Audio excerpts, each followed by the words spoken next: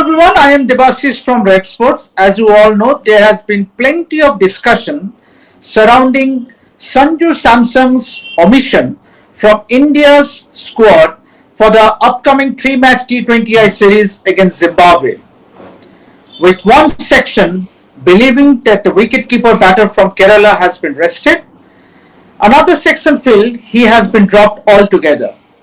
Did the selectors make the right call by leaving Sanju Samson out of the T20I squad? To discuss more about Sanju Samson's omission, I am joined by former National Selection Committee Chairman MSK Prasad. Sir, good evening, sir. I'll start with what is your take on Sanju Samson missing out for the series against Zimbabwe? Yes, Mama, very good evening. And just wanted to say that you're always absolutely a wonderful friend to have. And you've been absolutely a fantastic reporter.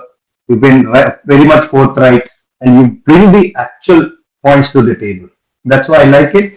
And that's why I always respond to whatever the call that you call me. And coming back to this question, I personally feel that someone who's just won the World Cup for us, T20 World Cup for us, someone who is the player of the World Cup cannot be dropped.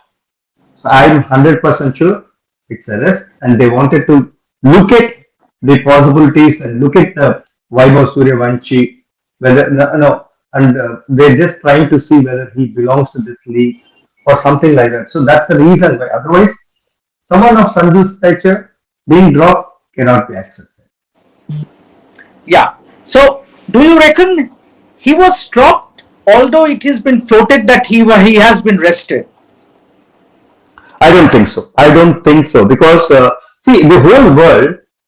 See, issue right now is we are caught up between this and that. This is everybody wants Vaibhav Suryavanshi to play. Everybody wants because they wanted to see this eighth wonder into action in international cricket. What happens if Vaibhav was not picked? The whole everybody was pushing for his case to be included. So now that he's included, now that he's got a couple of matches chances, maybe he's still not delivered the best possible knock in a couple of matches. Then suddenly this question arises. But having said that, Vaibhav is undoubtedly the next big thing for Indian cricket. But at the same time, you cannot disregard someone who has won the World Cup. Coming back to Sanju again, someone who plays only one format, does he need rest after playing just 3 T20 internationals? I think somewhere there is a little bit of confusion whether to drop Sanju or whether to drop Ishan or whether to whether to rest Ishan or something like that. Probably that is the reason why they have in that confusion they have given a break to Sanju Samson and given an opportunity for Vaibhav Suryavanshi to see how he performs at this particular level. I know that he has done a fantastic job in this edition of IPL, but they are trying and giving an opportunity for players to see the cycle of a World Cup. For the first 6 months after the completion of the World Cup, since this World Cup is 2 years period, for the first 6 months there is always a trial and error that keeps happening. So maybe 18 months or 12 months heading towards the World Cup, you slowly zero in on a particular team. Probably that is the reason why someone like Surya has been given a break. I don't know whether he was dropped or given a break, and someone like Suryavanshi, who's undoubtedly. I think India should be really proud of having such a wonderful talent. He's been given an opportunity to showcase his talent at this level. So I still feel that heading towards the World Cup, I think all of us have accepted this fact that you need to have n number of matches under your belt before you head towards the ODI World Cup. That's what we've learned over the past several years. Someone who has not played enough number of matches couldn't deliver. Someone who has played enough matches have delivered at a bigger stage. Probably in this process of trial and error, they have given a break to Sanju Samson. Otherwise, if someone says that Sanju Samson has been dropped just because of 3 failures, I think it is unacceptable. So is it fair on Sanju to find himself missing, having played a key role for India winning the T20 World Cup at home?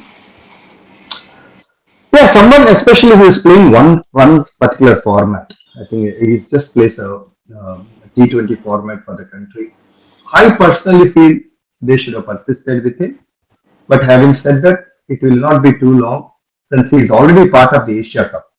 I think that clearly indicates that he needs some sort of a break, and once he comes back and after the Asia Cup, I think he will definitely come back much stronger. That's exactly what Sanju did also. If you see that World Cup, he didn't perform in the initial part of the World Cup. Once he was given that break, he came back solid and eventually became the player of the World Cup.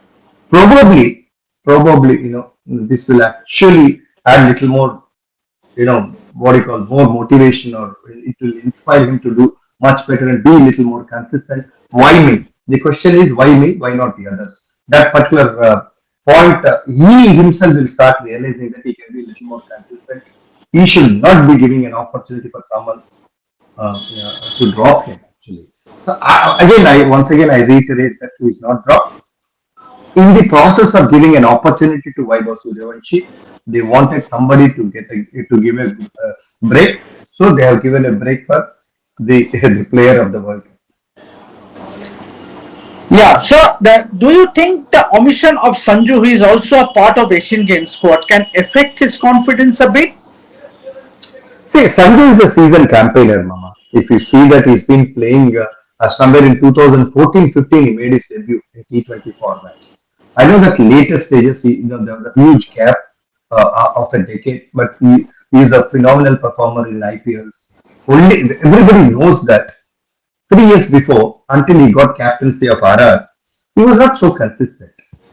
Ever since he has taken the mantles of captaincy, he became more consistent, started delivering more consistent performances, and eventually that has paved the way for him to get into the Indian team. See, it has always been a problem. Inconsistency has always been his problem, but in the last 2 3 years, he's overcome that hurdle. Started performing consistently. He started delivering match-winning knocks for the country. Someone who's got 2 centuries in South Africa. I think he's a phenomenal talent, man. By any means, he's a phenomenal talent. Someone who has won back-to-back match-winning knocks in virtual quarterfinals, semi-finals, and finals. If you're saying that he's dropped, I cannot accept it. But once again, coming back to your question, I don't think it will dent his confidence. It will push him much more harder to do. Never give an opportunity for someone to give him. Carrying forward to your point about his consistency, there has always been an issue with his consistency. But on his day, we all know he is a proven match winner. Exactly. See, T20, if you see that T20 has got its own risk factors in the way he plays. I think he's someone who plays for the team. There is absolutely no doubt in that if he wants, he would have got into the milestones that he wanted. There are many instances, he played to a cause. If you see the team strategy, so something like, if you see the way Rohit Sharma played in ODI World Cup 2023, it was a selfless knocks that he has played.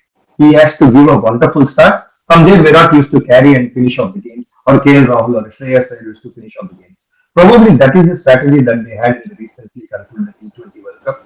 See, in that process, he might lose his wickets, but it's too, too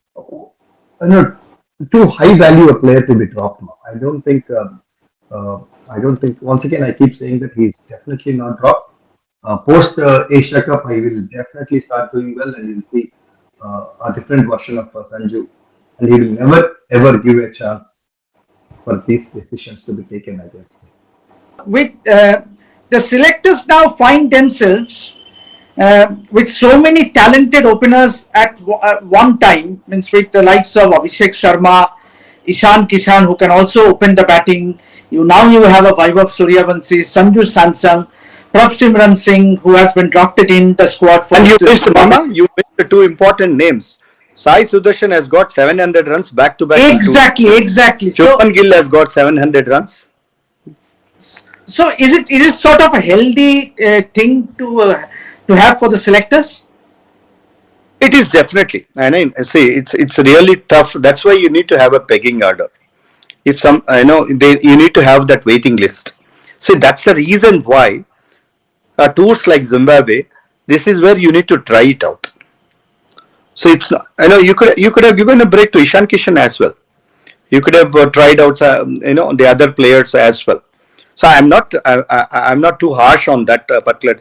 But some tours like Zimbabwe tours, earlier, if you see post World Cup, we used to have a Zimbabwe tour. That's when all the major players of the World Cup used to be given a break, and the young team used to go. So if you see that many times, someone like Suresh Raina led the side. Someone like the young team. We always used to send a young team to Zimbabwe so that we can see whether the new guys that whom we are trying to project for the future, are they ready at this level. So if I'm not surprised, but maybe another couple of players also should have been given a rest. Someone like Ishan Kishan, because he's also been playing for quite some time. If you are giving a break to Sanju, so the question arises today, debate has arisen, why Sanju? Why Yeah. not Ishan Kishan? Or why not XYZ? So this question has arisen. So I think sometimes it's very difficult to answer that kind of a question, because someone who is the player of the World Cup is being given a rest. Why not the other players? If you are talking Zimbabwe tour, Zimbabwe being Zimbabwe at present, maybe some, yeah, of course, I agree that Sai Vaibhav should be there. There's absolutely no second thought. Someone like Sai Sudarshan also should have been tried. Or you can also see where does Shubman Gill stand in this particular format. You saw a resurgence in his batting in this current IPL. The kind of strike rates with which he has played, single-handedly won many matches for the side. He's taken the team to the finals. So if you see all that, all these things, it's very difficult for selectors when you have so many choices. But having said that, you need to identify who are your real players for the major tournaments and whom you can give a break, and then give opportunities for the others to follow, especially tours like Zimbabwe. So I'm sure that is Sanju being given a break in the Zimbabwe tour and immediately included in Asia Cup speaks that selectors have not dropped him, they have given him a break.